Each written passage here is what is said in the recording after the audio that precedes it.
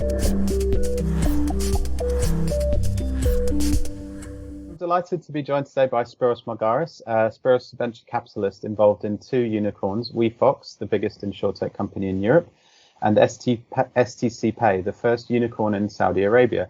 Spiros is also an advisor and an influencer in lots and lots of topics. Thanks a lot for joining us today, Spiros. Thanks for having me, Joe.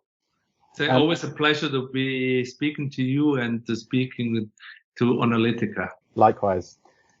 First of all, I just wanted to start off by talking about your profile in our platform. So here we have what your profile looks like for the brands who subscribe to our platform. So here you can see we've got all your social links, audience size, engagement, and authority metrics.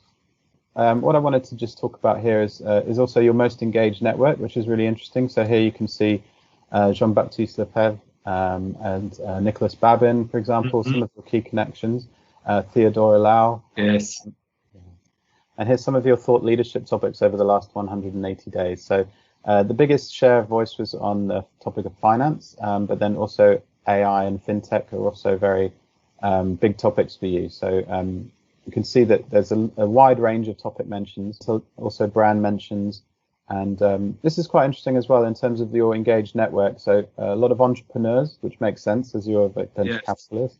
You also got authors and senior management people, and predominantly in the technology industry and also in finance and media. So in terms of our research as well, you've recently featured on 3 of our Who's Who's reports. So there was one on IoT connectivity, there's one on robotic process automation that you featured in, and also a report on industrial IoT. So I just wanted to talk quickly about one of these reports. So let's have a look at the industrial IoT. So here we have you on this list. I almost have to say the usual suspects. The usual suspects, yeah. Professional influencers and social amplifiers is the category we've got for you for this list. Alongside Ronald Van Leeuwen, Glenn Gilmore, Tamara McCleary. Yeah, Evan Kirstel, Antonio Grasso. These people are obviously at the top of their game, and we do see them appear in quite a few lists. Rightfully, I mean, at least speaking for the others, because they're very much also involved in great content and as speakers. I mean, they really. I mean, the ones we've seen before in all those lists. When we talk about amplifiers, they're voices that enhance the technology advantages to the world. To a wider audience than just to the people who use the technology, but also to an audience that basically is affected by the audience, by the technology or impacted. One of the reports you featured on was the IoT connectivity. What trends could you see coming up in that area for the next 5 years? Through edge computing and Internet of Things and the capabilities technology brings, we will have a lot of benefits from Internet of Things, more information. And it's not we're not talking about finance. It could be in the insurance business. It will be in the entertainment business. It's, I think the possibilities, we're just scratching the opportunities that are ahead of us. They're endless as the technology, computing power increases, and I think we haven't seen anything yet. Things accelerate for many industries quite fast, maybe faster than we almost can cope with. And COVID made this acceleration even faster. We are much more open to new technologies and opportunities. And Internet of Things, or another report you mentioned, Industrial Internet of Things, will play a big part. And companies that in the space of industrial Internet of Things that we didn't accelerate before, we took on the back burner a little bit. Many companies probably accelerate a lot of things now because we work from home, or things are obviously, we should be in control even if we're not at the point we want to be. I mean, from remote work, or knowing if something breaks down before it breaks down. It's great if we know exactly where it breaks down or where it might break down. And this can only be scaled through technology. So Internet of Things, Industrial Internet of Things, a lot has been spoken about the topic, but we see slowly an acceleration of more and more use cases. And people don't even feel it or don't think about it, but it's there. One other question I wanted to ask you, actually, was around the topic of robotic process automation. So do you think this topic is going to have a big effect on manufacturing industry and particularly the job market in the future?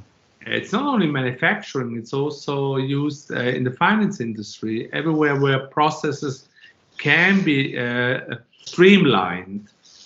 Will it have an effect on job market? Yes, I think so. Otherwise, they would not use it. Mm-hmm. It's two trends, I think. I don't want to be cynical. There's some people who want to save money, and some people want to make it more efficient. Maybe it's both the same thing.